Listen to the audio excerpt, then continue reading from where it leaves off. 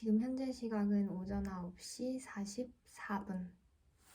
오늘 좀 다운되지만 한번 열심히 해보자. 왜 다운됐을까? 아니, 커튼을 내가 너무 닫아놨나? 역시 햇빛이 좀 있어야 사람이 우중충하네. 괜찮아. 아니, 솔직히 방 온도가 너무 낮은 거 아니냐고. 집중. 불 켜보자.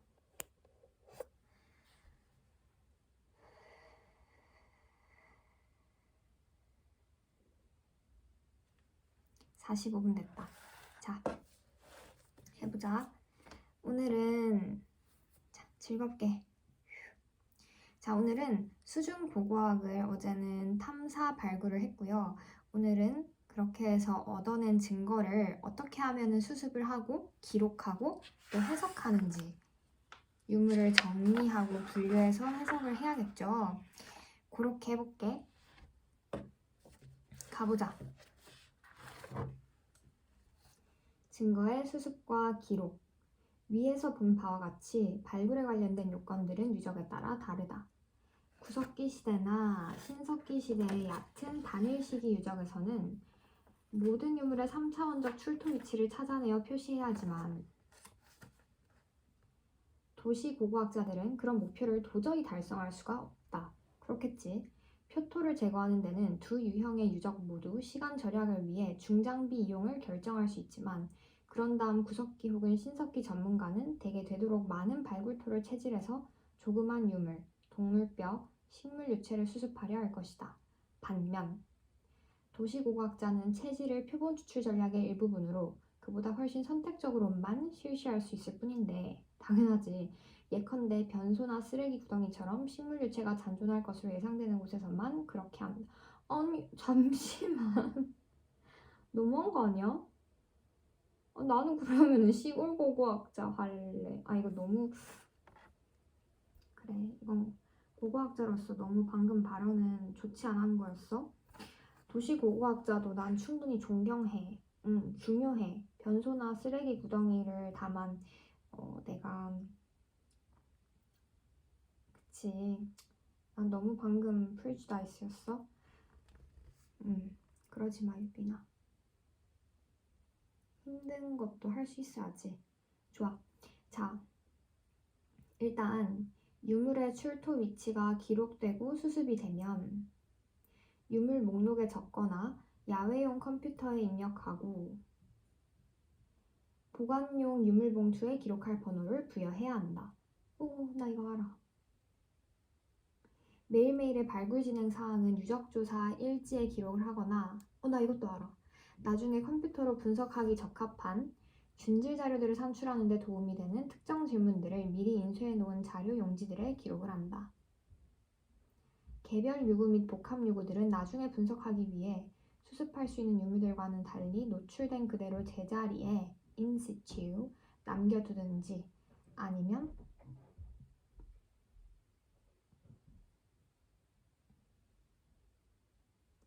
발굴이 아래층으로 진행됨에 따라 파괴해야만 한다.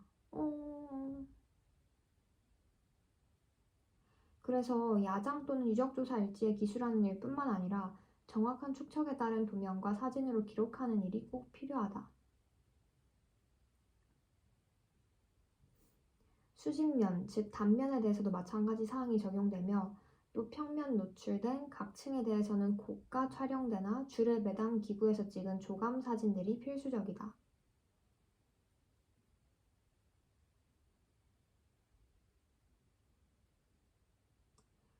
이와 같이 수습된 유물, 동물뼈, 식물 유체들 이외에 유적조사 야장, 축척 도면, 사진, 컴퓨터 디스크들이 바로 발굴에서 나온 기록의 전부이며 이에 의거하여 유적에 대한 모든 해석을 하게 된다. 이 발굴 후 분석 작업 기간은 수개월 혹은 수년 등 발굴 자체보다 훨씬 오래 걸리는 경우가 흔하다. 그렇지만 발굴 중에도 야외에서 약간의 예비 분석, 특히 유물의 분류 및 형식학 연구가 이루어질 수 있다. 알겠습니다. 그런데 아까 전에 나왔던 도감이라는 단어가 나는 조금 생소하거든. 솔직히 얘기하면. 도감 어디 나왔더라? 아니야 뭔 도감이야. 조감. 암튼 후후. 이 사진이 있어. 사진을 어제 요거 밑에 건 안 봤거든? 보자. 10분의 1 크기의 모형으로 뭐라는 거야. 10분의 1 크기의 모형으로서 산 후안호의 잔존 선재들을 어떻게 되맞추어야 할지 보여준다. 오케이. 항구 바닥에 가라앉은 난파선의 구조를 보여주는 평면. 아니 설마. 그치. 이거 사람이 그린 거 아니지. 컴퓨터로 그린. 근데 컴퓨터를 어떻게 그리지? 우와 근데 이렇게 디테일하게 평면도를 그린다고? 난파선 같은 경우에는 와 이거 어떻게 이렇게 디테일하게 그렸지? 사람이 그렸을까? 기계가 그렸을까? 아무튼 런던 허긴힐의 로마시대 목욕탕 유적. 런던 박물관 고고학자 한 사람이 세오돌라이트로 다른 고고학자가 측량 함척을 세운 한 석주 주초의 정확한 위치를 측정하고 있다. 이런 측량값들은 나중에 상세한 평면도를 작성하는 토대가 된다. 아무튼 간에 참 디테일하면 좋아. 근데 나 좀 약간 디테일하거든. 어쩌면 적성에 맞은지도. 유물 정리와 분류. 야외 작업실에서 실시하는 발굴 자료의 정리 또한 발굴 자체와 마찬가지로 면밀한 기획과 조직을 필요로 하는 전문화된 작업이다. 예를 들어 어떤 고고학자라도 습지 유적에서 침수 목재 보존 분야 전문가들을 조사 단원으로 확보하지 않고 또 그런 자료의 처리를 위한 시설들을 갖추지 않은 채 발굴해선 안 된다. 그렇겠지. 야외 작업실의 정리 절차에는 두 가지 중요 부분이 있으니 뭔데? 첫째는 유물 세척이고요. 둘째는 유물 분류 작업이다. 알겠어. 자, 이거는 넘버링 해야 될 것 같아. 일단은 증거의 수습과 기록에서는 별로 그닥 막 엄청 어려운 어떤 그런 줄을 막 그어가면서 해야 되는 거는 없었어. 그냥 증거를 수습하고 기록하는 게 매우 많이 중요하더라. 컴퓨터 사용할 수도 있고요. 다양한 것들을 해서 하는데 그중에서 특히 조감 사진이 필수적이라고 하던데 그걸 내가 모르니 좀 이따가 알아보도록 하고 유물의 정리와 분류는 일단 야외 작업실의 정리 절차가 두 개가 있는데요. 하나는 유물 세척이고 둘째는 유물 분류 작업이다. 넘버링을 할게. 1번, 2번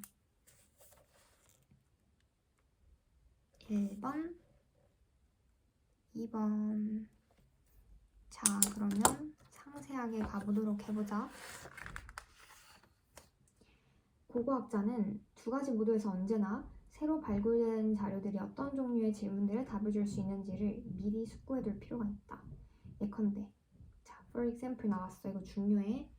예컨대 하는 거는 내 이해를 돕기 위해서 너무나 친절하게도 이 작가분이 넣어주시는 거기 때문에 집중해서 봐야 돼. 예컨대 유물을 철저하게 싣는 일은 전 세계의 발굴에서 전통적인 작업의 한 부분이다. 그러나 이 책의 후반부에서 논의하는 많은 새로운 과학적 기법들을 염두에 두면 전문가가 유물을 조사할 기회를 갖기도 전에 그것을 반드시 철저하게 세척해야만 하는 건 아니라는 사실은 아주 명백하다. 쉽게 말해서 무조건 세척하는 거 아니란 얘기야. 예를 들어 이제 우리는 토기 속에 음식물 찌꺼기가 섞기에는 혈흔이 보존되는 경우가 종종 있다는 사실을 알고 있다. 근데 이거 너무 중요하잖아. 그러니까 이거 씻으면 안 돼. 박박 씻어 증거가 인멸되기 전에 그런 보존 가능성을 미리 평가해야 하는 것이다. 당연하지. 그럼에도 불구하고 대부분의 유물들을 분류 정리하려면 결국 어느 정도까지는 세척을 해야 해. 분류의 첫 단계는 석기, 토기, 금속기 등의 큰 범주로 나누는 일이다. 그 다음으로 이 범주들은 나중에 분석 단계에서 한층 다루기 쉬운 군들로 세분화하거나 유형화 유형화한다. 유형화는 통상 세 가지 종류의 특성, 즉 속성들을 토대로 이루어지는데, 근데 이 속성을 토대로 이루어지기 전에요, 줄 한번 그어주자. 아무튼 유물 세척에 관해서는 무조건 막 박박 씻지 말라 그런 얘기를 했었어. 아 진짜 박박 씻는 사람 누구야? 그러지 말라고. 눈치 없이 막 있잖아, 보물 발견했다고 막 초짜처럼 선생님 저 이거 빡빡 씻어왔어요 이러면은 진짜 때린다. 빡빡 씻어오면 안 돼. 중요하다고. 석기의 혈흔이 보존되었다 쳐. 요즘 ADNA가 되게 유행이란 말이야. 유행은 아니고 핫하단 말이지. ADNA란 Ancient DNA, 고대의 어떤 사람들 혹은 뭐 식물들, 동물들, 그런 DNA를 분석을 해서 과거의 모든 잔상을 이젠 알 수 있어. 나 이거 너무 좋아하거든, ADNA. 그러니까 예를 들면 그렇게 석기에 피가 묻어 있다? 너무 땡큐지. 그 피가 동물 피인지 뭐 사람 피인지, 사람 피면은 ADNA가 너무 재밌는 게, 아무튼 여기까지. 아무튼 너무 흥분했어. 그리고 봐봐, 토기했어. 근데 토기 안에 음식물 찌꺼기가 있네. 선생님 빡빡 씻어왔어요. 때린다 했지. 그러면 안 돼. 근데 자꾸 때린다 해서 미안한데 진짜 때리는 건 아니고, 아무튼 음식물 찌꺼기가 나오면 그 사람들의 식생활 전반적인 부분을 유추해낼 수 있기 때문에 너무 중요해서, 아무튼 너무 말이 길어졌지. 박박 씻지 말라 이거야. 응? 봐봐 잠시만, 뭐라 해야 돼. 여기 있다. 박박 씻어. 증거가 인멸되기 전에 그런 보존 가능성을 미리 평가해야 돼. 중요해. 증거 인멸되면은 안 돼. 그리고 분류 정리, 이 두 번째 파트에 대해서는요, 일단은 첫 번째 단계는 석기, 토기, 금속기 큰 범주로 나누는 거고요. 그 다음 두 번째는 유형화하는 건데, 제 두 번째가 유형화인데요. 그거는 속성을 토대로 유형화를 해요. 여기 1, 2, 3이 넘버링 돼 있거든. 한번 보자. 1번 표면 속성, 장식 및 색깔.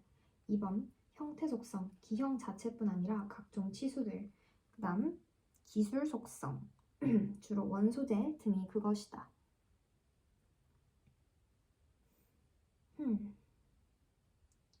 비슷한 속성들을 공유하는 것으로 나타난 유물들은 한데 묶여 유물 형식들을 이루며, 그래서 그런 형식들을 만들어내는 작업을 가리켜 간단히 형식 분류 혹은 형식학라고 한다. 영어로 morphology. 자, 형식학은요, 1950년대까지 고고학의 사고를 지배했으며 아직도 이 학문에서 중요한 역할을 하고 있다. 그 이유는 간단하다. 유물이 고고학적 기록의 많은 부분을 차지하며 형식 분류는 고고학자들이 이 다량의 증거에 질서를 부여하는 데 도움을 주기 때문이다. 제1장에서 본 바와 같이 일찍이 C.J. 톰센은 유물들이 3시대 체계, 즉 돌, 청동, 철이라는 계기 순서로 배열될 수 있음을 논증했다. 이 발견은 그 뒤로도 형식 분류를 연대 측정, 시간 경과 측정의 한 방법으로 계속 쓰는 토대가 되고 있다. 또 형식 분류는 그간 특정 시점의 고고학적 실제들을 규정하는 수단으로도 사용되었다.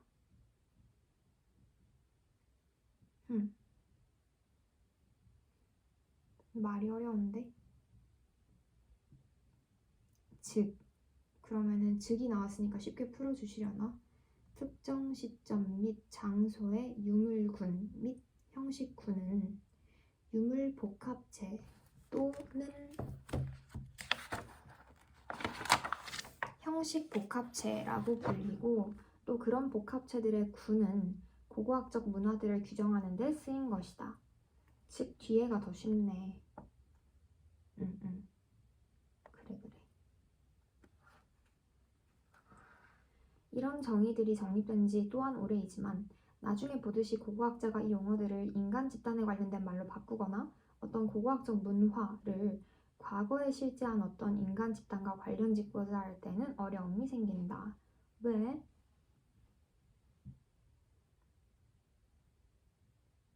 왜 어려워? 이 문제는 우리를 분류의 목적 문제로 되돌아가게 한다. 왜 어려운지 이제 설명을 해주시겠지? 형식, 형식복합체, 문화 이런 것들은 모두 무질서한 증거에 질서를 부여하기 위해 고안된 인위적인 개념들이다. 그런데 이전 세대 학자들은 이런 개념들을 단순히 증거를 정리하는 한가 수단으로 이용하지 않고 그 개념들이 과거에 대한 자신들의 사고방식을 결정짓도록 내버려두는 함정에 빠지고 말았다. 이제 우리는 우리가 제기하려는 질문의 종류에 따라 여러 가지 다른 분류가 필요하다는 점을 한층 분명하게 인식하고 있다. 토기 제작 기술을 연구하는 학자는 태토 및 제작 방법의 변이에 근거하여 분류를 할 터인 반면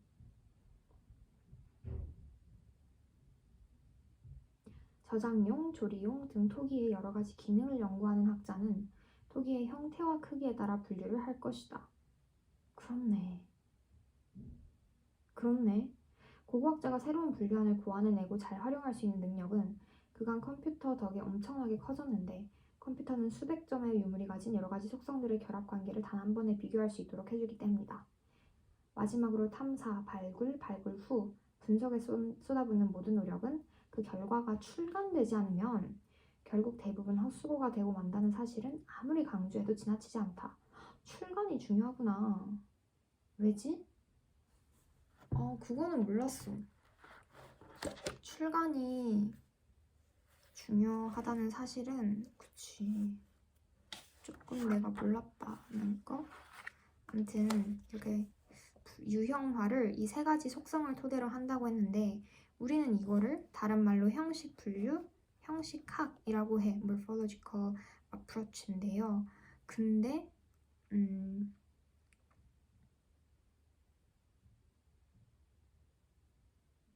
여기서 중요한 파트는 이런 형식 분류, 형식학이 다량의 증거에 질서를 부여해서 우리가 어느 정도 유물을 분석하고 정리하고 그렇게 유형화하는 데는 도움을 주는 건 명백하지만 다만 어떤 문제가 있다?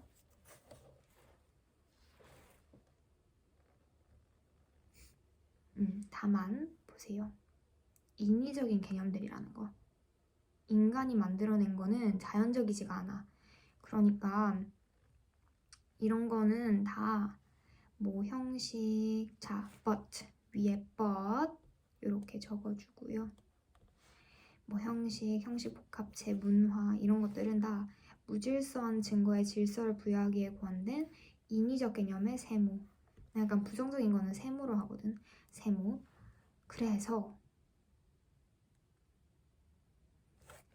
아까도 말했잖아. 여기 봐봐. 같은 토기라도 이거를 어느 파트 고고학자가 이 토기를 바라보느냐에 따라서 여기에 부여하는 개념 그리고 여기에 부여하는 그 기준이 너무나 다르다는 얘기야. 아까 예를 들어줬잖아. 예를 들면 토기가 있어. 토기 제작 기술을 연구하는 학자는 이 토기를 어떻게 분류를 할 거냐? 당연히 제작이니까 이 토기가 어떤 물질로 만들어졌는지 제작 방법의 변이에는 어떤 차이점이 있는지에 따라서 분류를 하겠지. 근데 만약에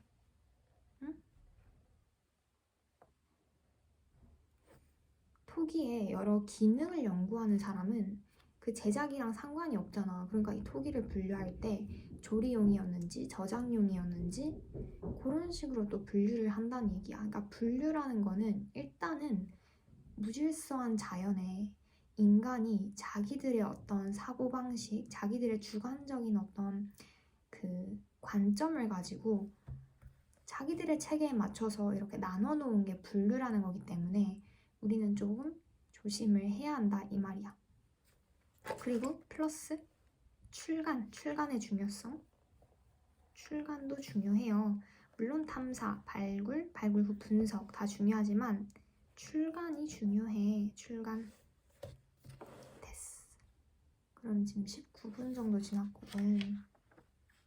깔끔하게 4단원 들어가기 직전 요약 요거 하면은 맞을 것 같아. 요약. 많은 유적들이 우연하게나 현대의 개발 공사 중 발견되긴 하지만 고고학자는 새로운 유적들을 찾아내는 데 쓸 수 있는 갖가지 지상 및 공중 탐사 기법들을 갖고 있다.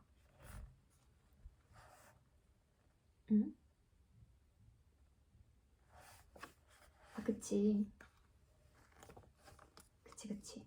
쉽게 얘기하자면 우연하게 발견될 수도 있고요. 우리가 목적을 가지고 탐사를 할 수도 있다. 이 말이야. 이 문장을 간단히 얘기하면 21세기가 되기까지 고고학의 주된 관심 대상은 개개 유적이었지만 오늘날 고고학자들은 한 지방 전체를 단위로 연구를 수행하며 이게 이제 영어로 하면 landscape archaeology야. 흔히 표본 추출 기법들을 이용함으로써 개별 조사단의 역량으로도 한 지방을 지상 탐사 지표 답사할 수 있다. Yes, 맞아요. 자, 고고학자들은 각 지방 안의 유적들을 찾아내고 그것들을 흔히 GIS의 도움을 받아 도면에 기록하고 나면 발굴을 하지 않고도 묻힌 유적들을 유구들을 탐지할 수 있는 갖가지 원격 탐사 장비 도움으로 조사를 실시할 수가 있다. 맞아요. Remote sensing, 그것도 중요해. 원격 탐사 방법들은 거의 모두 땅속으로 에너지를 보내 묻힌 유구가 그 에너지에 미치는 영향으로부터 유구들을 찾아내든지 지구 자장의 강도를 재든지 한다. 나 이거 각각 기억나. 어떤 경우든 이 방법들은 묻힌 유구와 그 주변 흙 사이의 차이를 토대로 한다. 그렇겠지? 자, 기법들 중 다수가 장비 및 시간 양면으로 비싸지만 무작위 추출한 트렌치를 시구하는 것보다는 싼 경우가 많고 확실히 덜 파괴적이다. 그치, 당연하지. 고고학자는 이것들 덕택에 필요한 경우 유적의 어떤 부분을 전면 발굴해야 할지를 결정하는데 한층 융통성 있는 선택을 할 수 있다. 그렇겠지. 그래서 원격 탐사 방법 너무 좋아요. 이런 얘기를 했고요. 그 다음 발굴 자체는 한 유적의 공간상 수평 범위와 그 다음 시간의 흐름에 따른 변화를 나타내는 수직 성층 상태를 밝혀내도록 고안된 여러 방법들로 이루어진다. 좋은 기록 방법은 필수적이며 그와 더불어 발견물을 정리 분류하기 위한 장비를 잘 갖춘 야외 작업실도 꼭 필요하다. 맞아. 각 유물에서 장식 형태, 소재 등 이런 것들, 속성들에 의거한 분류는요, 발굴 자료들을 체계화하는 기본 수단이며 대개는 형식들로 체계화가 되기 때문에 형식 분류, morphology라는 용어가 쓰인다. 그러나 분류는 어떤 목적에 대한 한 가지 수단일 뿐이고 그래서 고고학자가 묻고자 하는 질문의 종류에 따라 여러 가지 분류 방안들이 필요하다. 중요하죠. 그런데 탐사와 발굴을 하는 동안 수습된 자료들은 그 연대를 어떤 식으로 측정할 수 없다면 거의 모두 별 소용이 없을 것이다. 그래서 우리는 다음 장에서 고고학의 이 중대한 측면을 다룰 것이다. 이 중대한 측면, 즉 연대 측정 방법에 대해서 다룰 것이다. 이렇게 끝을 내셨어요. 끝을 내셨고 한번 보자. 대충 눈으로 보면 드디어 내가 저번에 absolute dating이랑 relative dating 있다고 했잖아. 그래서 내가 막 그때 뭘 얘기했었지? C14 탄소 방사성 탄소 연대 측정법이랑 또 내가 그때 무슨 얘기했었지? stratigraphy 층위를 기반으로 해서 relative dating 하는 거 그거 내가 막 열불 냈잖아. 그거 이제 하려나 봐. 좋아. 그러면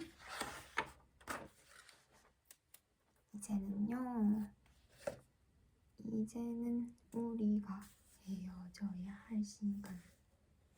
다음에 또 만나요. 이제는 우리가 헤어져야 할 시간. 다음에 뭘 또 만나. 여기 지금 빠뜨렸구만. 미쳤네. 그림 이런 거. 와, 이만큼 큰 그림을 내가 빠뜨렸어. 혼나야겠다, 그치? 미국 고고학자 제임스 디츠가 제안한 고고학 자료 분류 체계로 토기의 속성으로부터 완전한 고고학적 문화에 이르기까지 여러 단계로 구성되어 있다. 속성부터 문화. 좌우의 두 세로줄은 각 분류 단위를 사람에 관련 지은 것이고요. 이러한 분류로부터 인간 행위에 관해 어느 정도로 추론할 수 있는지에 대해서는 제9장에서 논의한다. 볼까? 그림 너무 귀엽게 그리셨는데? 나 그림 그리는 거 자신 있거든. 다행이다. 나의 그림 실력이 내 진로에 도움이 될 것 같아. 속성들의 정형적 조합, 즉 형식은요, 개인 행위 유형들을 반영한다. 그렇네. 유물들의 정형적 조합, 즉 아형식 복합체는 집단 행위 유형들을 반영한다. 잠시만.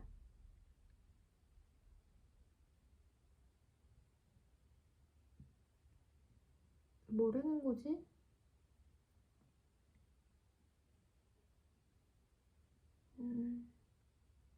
뭐라는 거지?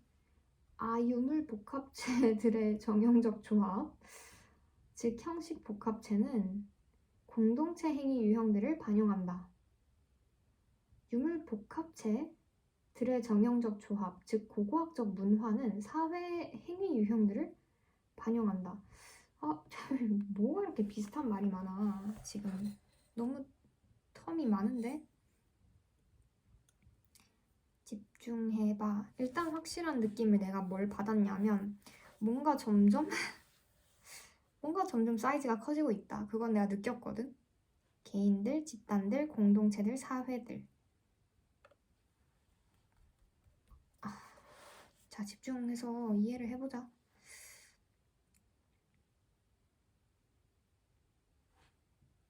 응?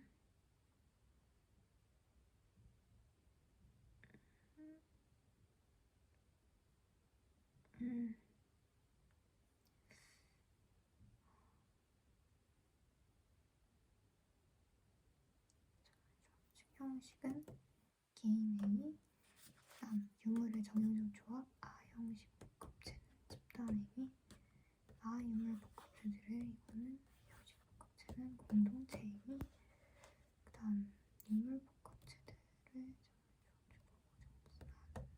알겠다. 내가 이미지를 사랑하는 이유.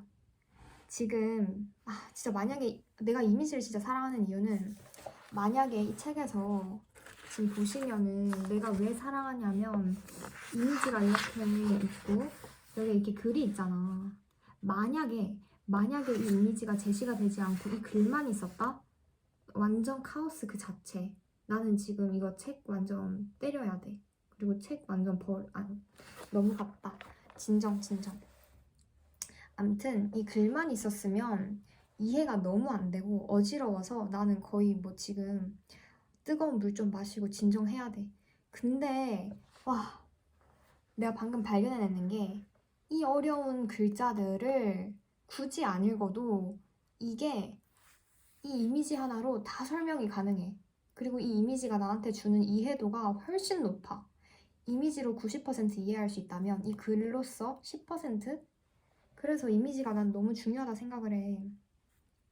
그래서 여러분들도 만약에 에세이 같은 거 쓸 때 이미지 적세적소에 쓰는 거 잊지 마세요. 아무튼 간에 이 이미지 너무 좋네요. 이해가 아주 잘 돼요. 네네네. 그럼 마지막으로 우리 아까 전에 조감사진, 조감이라는 단어 뜻 찾고 마무리를 하도록 해보자. 조감이란 아이패드를 까먹었네.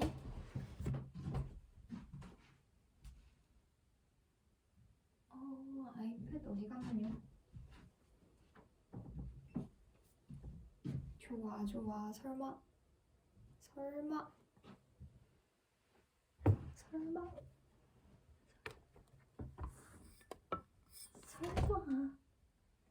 나의 프라이버시가 노출된 건 아니겠지? 좀 이따가 확인해봐야겠는데. 암튼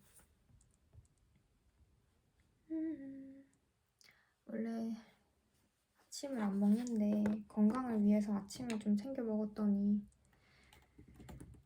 근데 나는 있잖아, 이상하게 그 배가 비어져 있는 그 느낌이 너무 좋아. 근데 건강이 악화되는 것 같아서 일부러 먹고 있는데. 조감 이거 아니고 잠시만. 조감 사진들이 조감 큰일 났다. 또 없다.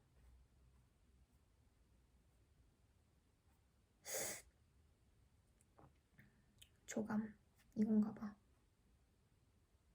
이거다. 좋아, 좋아. 일단은 조감은요. 새 조자였구나. 한자를 볼게요. 굽어볼 감이었고 감이 새 조자였네. 오케이, 오케이. 뜻은요. 새가 높은 하늘에서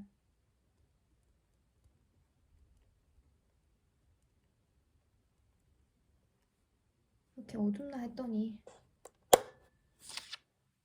아래를 너무 잘 보여. 깜짝이야. 이 불빛이 옛날에 구석기 시대 사람들은 불빛 없이 어떻게 살았나 몰라. 새가 높은 하늘에서 아래를 잠시만. 그러면 옛날 사람들은 눈이 안 나빴을 것 같은데? 아래를 내려다보는?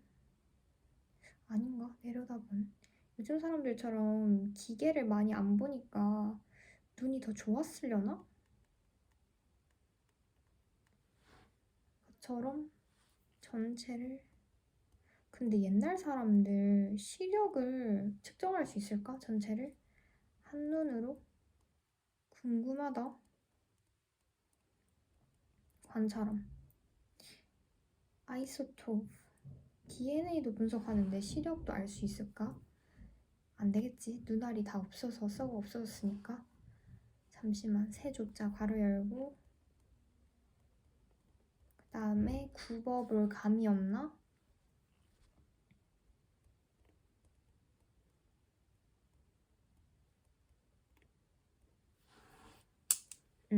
그래서 새가 굽어보는 것처럼 조감이란 아래를 전체를 한 눈으로 관찰하는 거.